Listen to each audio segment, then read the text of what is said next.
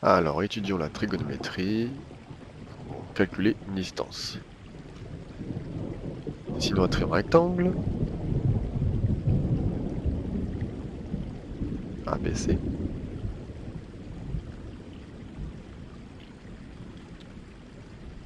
Par exemple, on a un angle ici de 55 degrés.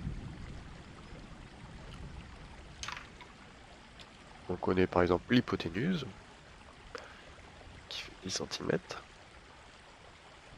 Maintenant, on va chercher, par exemple, le côté AB.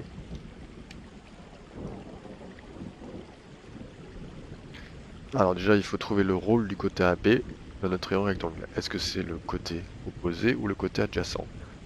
On observe la position de l'angle. L'angle 55 degrés et le côté AB, ils sont l'un en face de l'autre. Donc c'est le côté opposé. On se remémore les formules. K, SO, TOA. Donc si on a l'hypoténuse et qu'on cherche le côté opposé, on peut utiliser le sinus. Alors, on écrit la formule. Sinus de l'angle C sera égal au côté opposé AB sur l'hypoténuse AC. On remplace par les valeurs. Sinus C, je sais que c'est 55. Le côté AB, je le cherche. Et par contre, j'ai l'hypoténuse qui fait 10. Donc là, maintenant, le but du jeu, c'est de trouver AB. Alors, pour trouver le côté AB,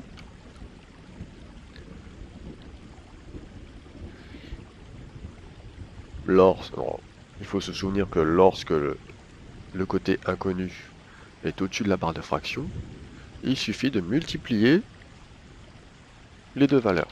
C'est-à-dire que AB sera égal à 10 fois le sinus. Donc, si le côté qu'on cherche est au-dessus de la barre de la fraction, c'est-à-dire est le numérateur, on multiplie les deux valeurs qu'on connaît.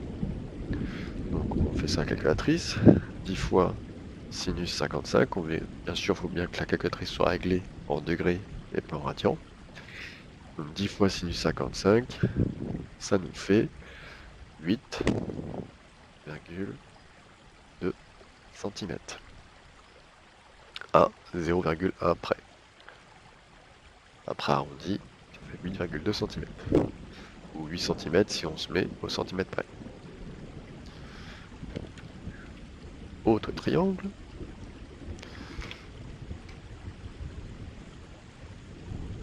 Donc triangle rectangle toujours. ABC ok. On va prendre l'angle ici, on va dire 60 degrés. L'hypoténuse, on va la connaître, on va dire 10, comme tout à l'heure. Et là maintenant, on va chercher ce côté-là. Donc, on va identifier ce côté-là, c'est-à-dire trouver son nom. Alors, il est collé à l'angle 60 degrés, ce n'est pas l'hypoténuse, donc ça s'appelle le côté adjacent.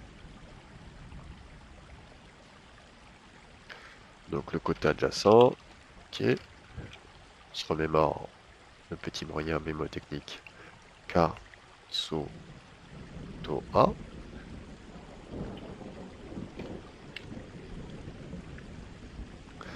Alors, j'ai l'hypoténuse, le côté adjacent, je sélectionne la formule du coup du cosinus adjacent hypoténuse. On note la formule.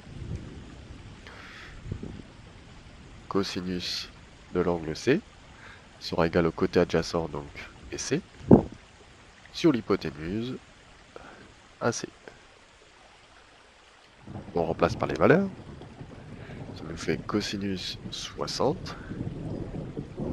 Oula, pas d'unité dans avec ces expressions. À place de BC, eh ben, c'est notre côté qu'on cherche, donc je ne peux pas le remplacer, j'écris BC. Et à place de l'hypoténuse AC, je peux mettre 10.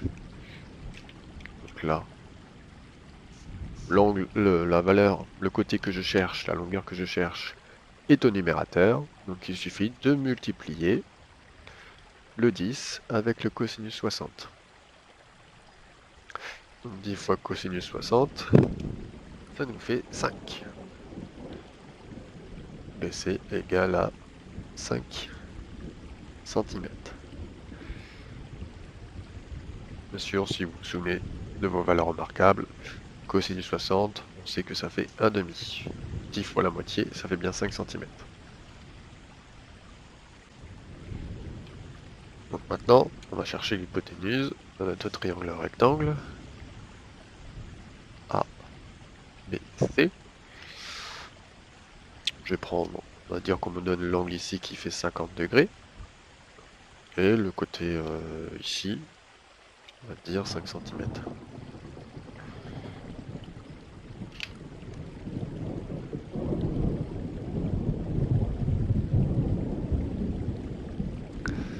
Alors,